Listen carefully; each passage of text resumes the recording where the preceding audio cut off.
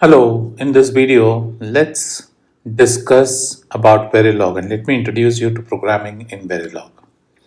So why Verilog? So Verilog is a description language that works at a higher level of abstraction. Especially when you're dealing with digital design, when dealing with architecture, it helps you kind of look at the design at various levels of abstraction and helps you understand the various trade-offs associated with that. It allows you to specify logical functions. And normally, in most design flows, we all use CAD to do design, and so Verilog is essential in that because it helps the CAD to produce optimized gates for your design. And so these specifications are basically described in what are known as hardware description languages. So Verilog is a hardware description language or HDL.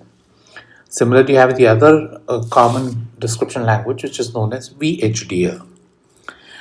Now, as I mentioned, the two system languages which are most common in the design community are System Verilog and VHDL. Verilog tends to be slightly more used, but the advantage is both of them are very similar in the way they work. The concepts in HDL are the same. What they differ in would be in the syntax. And the good part is almost all CAD tools, all CAD EDA vendors support both the HDL languages. So you can choose to learn one or the other. Now let's first discuss how do we program things in Verilog. So whenever we think about programming a piece of hardware, we always deal with, as an engineer would do, in terms of an input-output flow, if you will. So a module is nothing but a block of hardware that has certain inputs and gives out certain outputs based on the inputs that are present. So this is known as a module. So this is the basic building block, if you will, of your design, right? And now this module can be described or modeled in two ways. One is known as behavioral, and in behavioral what we do is we don't worry about how the input is actually transformed to the output. We treat this basically as a black box and represent the output in terms of the logical functions of the input, right? For example, I would say an adder, I would just write it as a sum of the two bits, right? I wouldn't care how it's implemented through the various gates that you will. The other model obviously is the structural model. Now that is more, it's interesting, especially when you're doing optimization for hardware, because this describes how the module is built from simpler pieces, right? So it may not necessarily that you will begin right from the transistor, but you might begin from a gate, you might begin from a register, you might begin from a counter. So what happens is having structural models allows you to build an hierarchy. And so reuse of hardware becomes easy, modeling becomes easy. So this having a hierarchical picture of your system is easy because as you make changes, the changes get reflected across the various hierarchy depending on where the change is made. So for example, if you think about a simple Verilog code, right? A Verilog code normally works on where you describe a module, right? So I can give a very simple function as module. It's a sample function. And within that, so this is generally how you define a module or instantiate a module. So module, name of the module that you're given, and the kind of input and output it says. So you have an input, which is a logic signal. So X, Y, Z are logic elements. So it can take values 0 and 1. And the output is a signal A, which is again a logic signal. And then we use what is known as an assign statement, and the assign statement sets this to some logical function. In this case, it's going to be x bar, y bar plus yz plus xz, right? So this pipe symbol is the OR symbol, the ampersand is the AND symbol, and the tilde is the inversion symbol. Right? Now, whenever we do hardware description, we talk about two things. One is known as simulation and one is known as synthesis. So we'll pay some time talking about what simulation and synthesis are. So simulation, as the word goes, is basically when you apply inputs to the module and you verify what the outputs are being spit out from the module. And these outputs are checked to verify that the module operates correctly, right? So for example, suppose you have a certain Boolean function and you have coded that into a module. You want to verify the truth table for all the possible input values and ensure that the output reflects what the input values are, right? And so this is known as simulating the structure. The other one is known as synthesis, and this is most commonly used when you start working or when you're making profit. And that's where you write an HDL code, and there are wrappers or covers, EDA tools, which then convert this HDL code to a netlist. And that netlist typically will include logic gates, will include wires, etc., interconnects, etc. So you can take this HDL code and convert it to a netlist. So for example, if you're abstracting the design, you don't need to abstract it right at the gate level. You can abstract it to an HDL code level and then let the EDA tool convert that to a netlist. Now, obviously, what this does is going to be common across competitors. So if you want to be more cutting edge, if you want to create a design that is slightly better than the others, then obviously you don't want to use the standard generator netlist. You want to work on identifying the right logic gates, identifying most used conditions, try to optimize your design accordingly, right? And you'll see that a lot of AI is coming in here in this step to basically find a netlist that is most optimized for, say, certain area, for certain timing, etc. Right? And so if you think about an HDL code, right, you can break it down into two kinds of modules, to be fair. One is known as a synthesizable module, and that's something which you should get into the habit of writing, especially if you want to work in hardware, is where the module is described in the hardware terms. So this becomes easier to synthesize into a netlist, into a logic gate. And the second very important part of HDL code writing is known as a test bench. So typically if you look at Verilog consists of, you'll be writing two separate codes. One is the actual design, right, where you'll code up the hardware of the particular design. And then the second, you'll create what is known as a test bench, where you'll set inputs to the module and you'll set up conditions to check if the output is correct. You can also ask it to print out any discrepancies, etc. Now the difference between these two is this is a synthesizable. So this is hardware. This is eventually going to go into silicon, for example. A test bench is you're simulating what happens in a test environment in the lab or what happens on the field in the lab, right? So this is a test bench is not something that can be synthesized. A test bench is essentially used to test and check that your module is working per your expectations. Now let's look at a simple combinational circuit, right? So here I have a very standard combinational circuit which has a bunch of gates. I have a 2-input AND gate, a 2-input OR gate, and an XOR gate, and an inverter. Now the difference between all this is, if you look at this, I have two inputs, x1 and x2, and I have four outputs, y1, y2, y3, and y4, right? And what you see here is each of these inputs are made up of 4 bits. So what you're actually taking in is a word x1 and a word x2, each of which is made up of 4 bits, and you identify them from the LSB to the MSB as 3 to 0. So this would be x1 of 3, x1 of 2, x1 of 1, and x1 of 0. So what happens when you create a system like this is a shorthand where bitwise operations are conducted on the buses. So you can think of this as a bus of 4 bits, another bus of 4 bits, and similarly you generate 4 separate buses, and the output is basically done in a bitwise fashion. So y1 of 0 is going to be x1 of 0 and x2 of 0. y1 of 1 is going to be x1 of 1 and x2 of 1, right? So on and so forth. Now, how do you write a code for this, right? So again, start by identifying and defining the modules. In this case, I'm calling this some sample gate, right? And again, I'm identifying what the inputs are. So the inputs are 2 words or 2 buses, each which are 4-bit long, and they are logic buses. So they're identified with this key term logic. 3 is to 0 identifies the 4 bits and the names of the 2 signals coming in. Similarly, identify the output as output logic 3:0. So again, the logic is 4 output buses, each 4-bit wide. y1, y2, y3 and y4. Now in Verilog, whenever you code, please be careful. You need to put the right spaces, you need to put semicolons. Just like C programming, a semicolon has to be attached at the end of every complete statement. Now there are 4 gates, and what we're doing here is you can directly write, so this is known as an assign statement, and you're assigning y1 to be x1 and x2. So note here, I'm not doing bitwise assignment. What this essentially compiles into in Verilog is going to be that this is going to be a bitwise operation. So y1 of 0 is going to be identified by x1 of 0 ANDed with x2 of 0. Right? Similarly, each of these 4 variables y2, y3 and y4 are all bitwise operations done on the 2 input buses x1 and x2.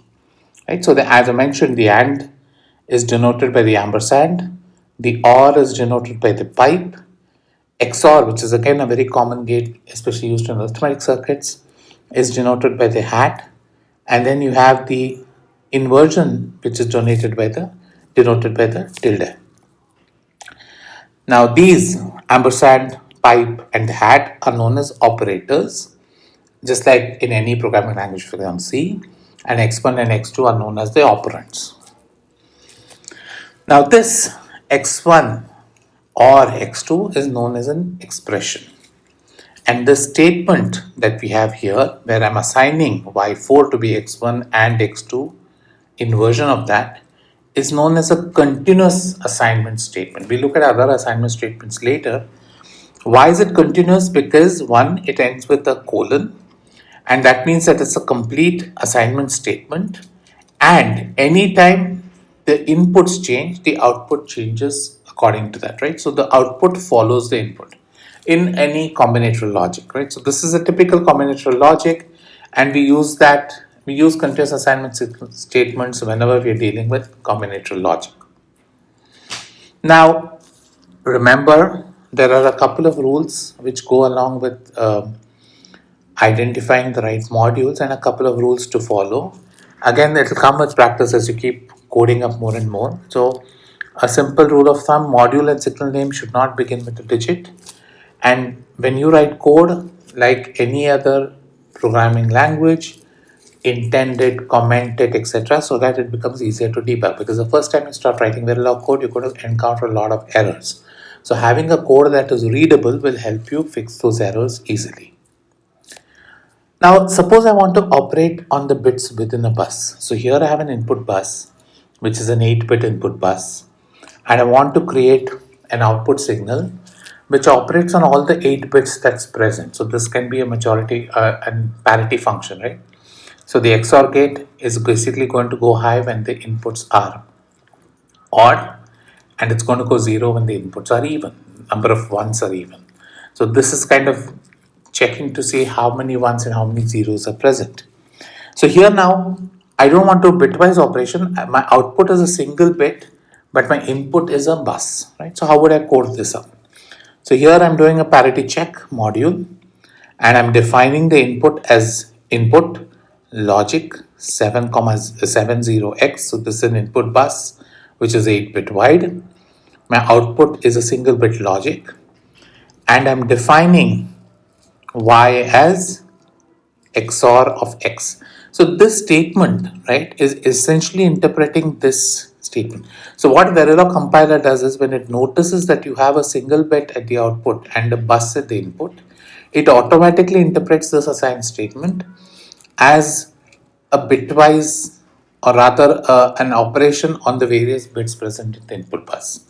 So shorthanding this is easier, but again, if you want to be clear, if you want to be very particular, you can write out this. So this statement x of 7, XOR x of 6, XOR x of 5, so on and so forth, to XOR x of 0 can be shorthanded as this assign y as XOR of x. Now let's look at another important operator, which is the conditional assignment operator, right? So let me use that and use a MUX as an example to talk to you about the conditional assignment. So this is a 2:1 MUX, right? And this operates on 2 input buses, x0, which is a 4-bit bus, and x1, which is again a 4-bit bus. The output is again a 4-bit bus y, and S is the select signal. So based on the value of S, either x0 goes to y or x1 goes to y, right? So since I've shown 0 and 1, x0 corresponds to y when S is 0 and x1 corresponds to y when S is 1. So how would you code this up in Verilog? So again, I'm defining this. This is a behavioral model again.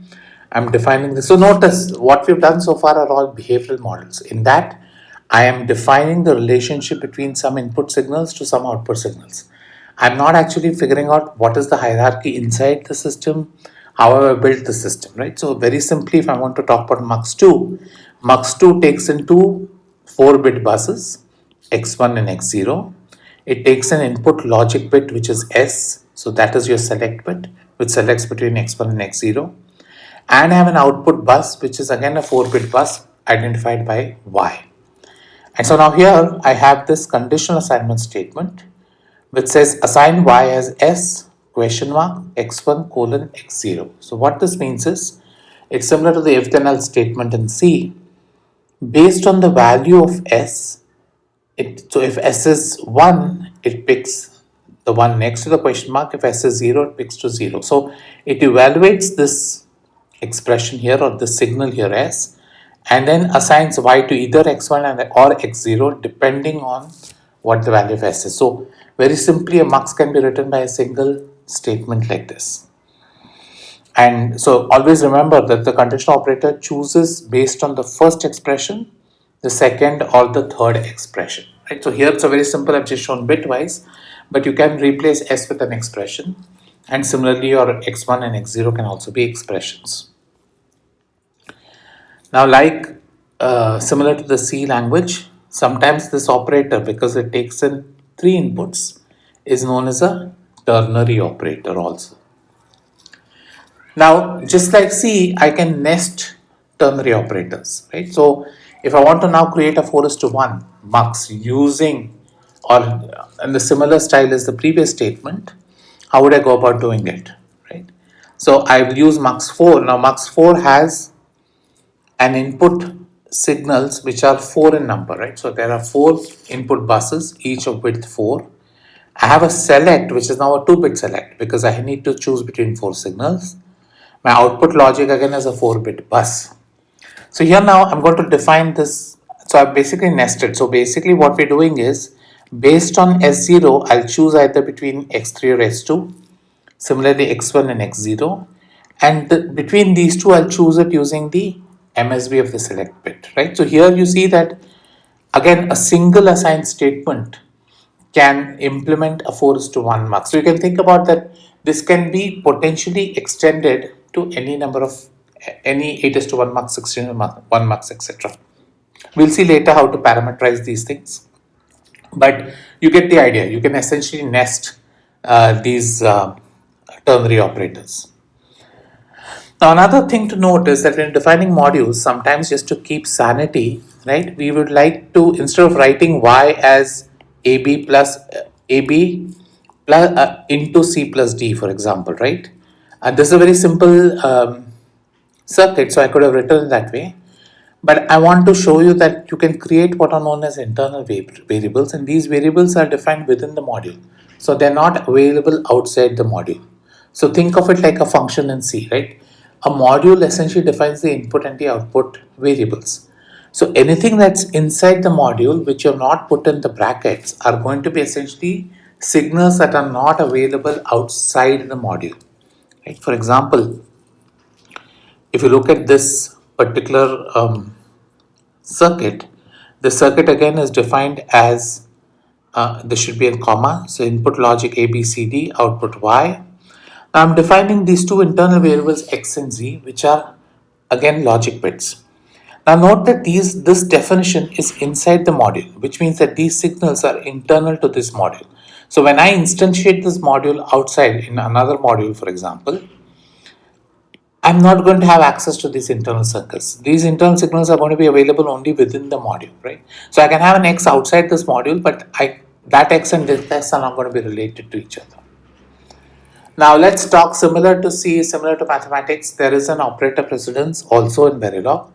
Again, you're generally recommended to use parentheses as far as possible so that you keep your assignment clear and readable. But otherwise, there is a particular precedence for operators, starting with the inverter, then you have the mathematical multiply and divide, followed by the addition subtraction, followed by logical shifts, arithmetic shifts, comparisons, and then the logic functions. And the ternary operator actually has the lowest precedence among all the operators in Verilog. Now, how do you define a number? Say now you want to talk about constants, right? Suppose you want to set a particular bus to a particular value. So typically numbers are defined in this format in Verilog. You have an n, an apostrophe, a some value b, and then the value. So what do these mean? N is usually the size in bits. So typically when dealing with buses, n tells you what is the size of the bus. B is the base of the number you're referring to, and value is the value of the number. So Verilog can take any particular base that you care about, 16, hex, octal, binary, etc. We have special keywords for the most common digital words. So B stands for binary, O for octal, and H for hexadecimal. And an important to note is if the base is omitted, then Verilog defaults to decimal. Again, it makes it easier for you to read, but if you're used to binary, you'll get in the habit of typically quoting everything as a quote B. Now, if the size, for example, is not given, the number is assumed to have as many bits as the expression in which it's used. For example, suppose I'm adding a 4-bit bus and a 2-bit bus, then the 2-bit bus is going to be padded with zeros so that the output becomes a 4-bit bus, right? So Verilog is smart enough in that sense that it's able to do it. Again, a good rule of thumb is to not rely on that because it is unpredictable, and rather be completely sure about what is it that you're implementing, specify the signals clearly, and do the operation clearly. So here are a few examples, right? Suppose I write 3 colon B101, right? So this is indicating it's a 3-bit number, right? With a base of 2 because I have a B written here and 101. So 101 has a value of 5 and it's going to be stored as 101 in the Verilog code. Now if I don't specify the number of bits here and if I just write colon B11, now 11 stands for the number 3, B stands for binary, but the length of this, the way it is stored or the way it's going to be used in Verilog will depend on how it's used. So here therefore I've said that I don't know. So if I'm going to add it to a 16-bit number, then these are going to be padded with zeros such that it becomes 16-bit. Now here I have 8B11, right? So again it's an 8-bit number with a value 3 and the 8-bit number is going to be stored as 8 bits of 11. Now here I have a number 8B10101011, right? And again, when you do this, it stores the number 171 stored in a binary format. 3 colon D6. Now D stands for decimal, 3 is 3 bits. And so this is decimal 6, so it's going to be stored as 110. So numbers are not going to be stored as decimals or hexas. They're all going to be stored binary. But when you look at the value, sometimes this is easier, right? Rather than when you're looking at min-term or max-term, for example, it's easier to just write the max-term or min-term number here rather than worry about its actual expression. Similarly, 6 colon 042, O stands for octal, 42 and octal is 34 and it's going to be stored in this fashion, 6-bit number. Similarly, 8HAB, H stands for hexadecimal, AB is going to give the value 171, it's going to be stored in similar fashion. So 8HAB is going to be similar to this. So therefore, in hexadecimal, as you know, this is going to be a much concise form of representing a large number, and so you'd prefer this over writing it out in a binary format. Finally, 42, it has no colons or anything, so we don't know what the length is. The length depends on how I'm going to use it. Nothing is specified in terms of its base number, so it's assumed to be 10 and the value is 42. So it's going to be stored as a binary 42 with the length of the word depending on how I'm going to use this word. Now another important way by which we use Verilog is to simulate for delays. Now in Verilog, initially we're going to talk about is only delays and they're in arbitrary units. right? Because this is a very simple way of simulating hardware design. It doesn't deal with the capacitors and the transistor level. So this is basically going to predict how fast a circuit works. Suppose you want to use it for setup hold time at a gate level, that's something that can be used. At a transistor level with capacitances, with voltages, this will not be able to measure. So it's a very crude method of measuring delays. If you want to be accurate, if you want to worry about what is the impact on voltage, what is the impact on the input slope, etc., you'll have to look at the transistor level model, right? And typically we use synthesizers, and the synthesizer, the delay is going to come out from the PD and CD, which has been synthesized from the Netlist and not really from Verilog. And typically the synthesizer values take precedence over what you've written in the Verilog code. But for now, let's just look at how to simply define delays in a code, right? So let's assume that I have some circuit like this. To implement this function, a bar b bar c bar plus a bar bc plus a bar bc. So this is the sigma m0, 1 and 3, right? So 0, 1, 3 m, that's going to be what we want to implement. And if you have to draw a circuit diagram for it, it will essentially be that you create a and a bar, b and b bar, c and c bar, and then using 3 input AND gates, you create the 3 minterms and then pass it through a 3 input OR gate. Now let's assume that the delay through each inverter is 1 nanosecond. The delay through each 3 input AND gate is 2 nanoseconds, and the delay through each OR is 4 nanoseconds. Again, what you want to keep in mind is roughly the AND gate is twice as slower as the inverter, the OR is twice as slower as the AND gate. The nanosecond really doesn't make any sense in a Verilog case. Now, how would I define this module? So again, we'll first define the module as, again, it's a 3 input bits, 1 output bit. The 3 input bits are given as ABC. I'm going to call out some local internal variables as a bar, b bar, c bar, x1, x2, x3, and define basically x1, x2, x3 in terms of AB, BB, and CB, and then call out y as the OR of x1, x2, x3. So one thing I want you to note here is this is a shorthand expression of creating the 3 complementary inputs. So I can club the 3, suppose I would write 3 functions here, I would club them as AB, BB, CB as not of ABC. Now pay attention to this number here, assign #1, assign #2, #2, #2, #4. So what this means is that #1 indicates that there is a 1 unit of time delay when these are created after ABC are present. Similarly, #2 here indicates that all the AND gates are going to present an output 2 units of time after the inputs have settled, and so on and so forth, right? So this hash is used to give a sense of the speed of the gate, if you will. Now, if I were to do a simulation of this, a time-based simulation, right, this was how it would look like. So what you see here is ABC, right, and this is basically 0, 1, 2, 3, and so on and so forth. And then you generate this AB, BB, CB. Now in the timing diagram, you see these red bars, right? So these red bars indicate that the values are known at that point. So for example, A bar is going to be ready 1 unit of time after A becomes ready, right? So here by default, it takes the value of seconds. So A bar is going to be ready, if A was given at 0 seconds, A bar is going to be ready 1 second later. B bar is also going to be ready 1 second later, and C bar is going to be ready 1 second later. Similarly, if you go to x1, x2, x3, you see that x1, x2, x3 have their own timings based on when A bar, B bar, C bar are ready, and then 2 seconds after that, right? And similarly, you have a Y. So when you look at a timing diagram like this coming out of Verilog, again, I'll show you how to generate this when you write test benches.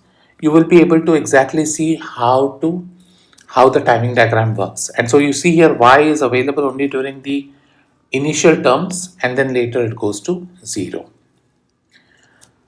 Now another method of modeling is the structural modeling. As I said, this is needed when you're going to do some sort of hierarchy in your design. Right? So now let's look back at this 4 input MUX 4. So MUX 4 again consists of 4 input buses, each 4-bit buses, a 2-bit select word, and then an output bus which is 4 bits. So instead of writing this directly as a behavioral model using the nested operator, Let's use the MUX2 to define. So we're bringing in hierarchy. So I would have initially created a MUX2 module and I'm now creating a MUX4 module using a MUX2 module. So based on digital design, we know that the MUX2 module would essentially consists of, or the MUX4 module will consist of three MUXs. The first MUX MX1 is going to take S of 0, MX2 is also going to take X of 0. Using S of 0, we select D0 or D1 or D2 or D3, and then using the MSB of the select word, we select between the outputs M1 and M2. So you see that I've now defined this MUX4 as a tree of two input muxes. Right? And so if I have a mux2 already available, right, I've already created that if you look earlier in the video. So now I'm defining this mux4 again as an input with 4 input buses and select line, which is a 2-bit select line, and an output bus, which is again a 4-bit bus. I'm defining these two internal buses of M1 and M2. And then I'm instantiating 3 different mux2. So the way to instantiate the mux2 is mux2, give it a name and give it the right input. So the first mux mx1 has an input. Again, for this you need to remember how you have defined the mux2 module. So the mux2 module has the 2 inputs coming in first, then the select and then the output, just like how we've done here, right? There are the 4 inputs, select word and then the output. So mx1 takes d0, d1, s of 0 and gives an output of m1. Similarly, mx2 and mx3. So what you've done here is now you've done a hierarchy, right? So you're now defined, mx4 is not defined as a behavioral model, rather it is built off a mux2. So if you made any changes in mux2, it would automatically get reflected in mux4 because mux4 is derived off mux2. Let's look at another example, right? Suppose now I want to create an 8-bit mux2 using the 4-bit mux2 that I've defined. So again, here I have 8-bit buses, a select word and an output 8-bit bus. So if I'm going to again build a mux of this, how would I build this? This will essentially consist of 2 mux2s, 4-bit input mux2s, where I'll send the LSBs through one mux2 and the MSBs through another mux2, right? So if you look at x0, 3 to 0 and x1, 3 to 0 are sent through this mux and generate a y of 30. And similarly, the MSB bits of x0 and x1 are sent to the second and they're sent out. So by identifying the bits which are sent into the mux1 and mux2, you directly create an 8-bit output bus, right? So the way you define this is, again, these are your input signals. Your input bus is x1, x0. You have an input select word S and output bus. I'm talking about an LSB mux. The LSB mux takes the LSB part of the input buses and gives the LSB part of the output bus. Similarly, the MSB mux takes in the MSB part of the 2 input buses and gives out the MSB part of the output, right? So again, as I said, get in the habit of doing structural modeling because that gives you an idea as to how the hardware is going to work. Eventually, when you start netlisting, it's eventually going to fall down to a gate level, right? So understanding structural modeling is generally preferred over doing behavior. Behavior is good enough when you're doing a very basic first cut of your architecture. But the minute you want to get into the delays, you want to get into the layouts, etc., it's always better to do structural. So as I mentioned, Verilog is a very useful tool and it's very important, especially if you want to get into digital design architecture. Again, a lot of Verilog comes with practice, so keep practicing how to do it. In the next few videos, I'm going to teach you how to write a test bench, etc. With that, you'll be able to identify this. And in the next video, what we'll do is we'll cover sequential logic and let's look at a few FSM modeling in Verilog.